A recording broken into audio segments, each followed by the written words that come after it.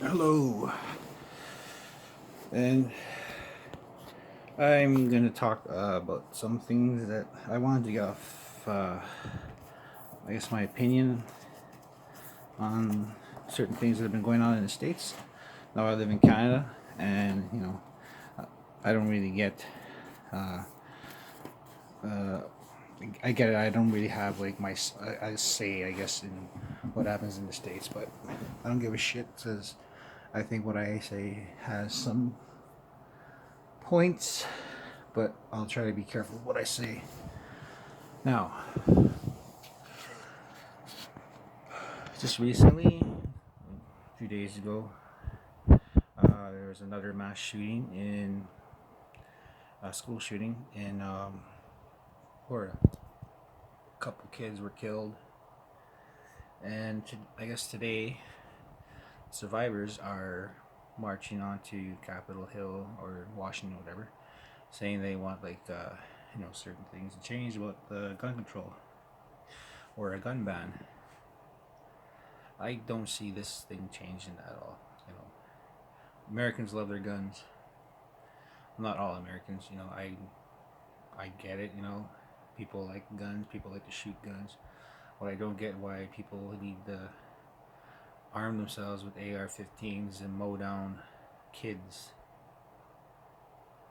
I get that guns are fun sometimes to shoot, but at targets and for hunting. And the Second Amendment was like was I guess formed to. So if their government were to start fucking up, the citizens of the U.S. could arm themselves and topple their own government. I don't know. So I don't really see this happening. However, if they refuse to ban certain guns in the U.S., I would suggest why not give, since the U.S. government spends I don't know billions of dollars in fucking their defense. Why not give like every kid or every parent arm their kid with a Kevlar vest?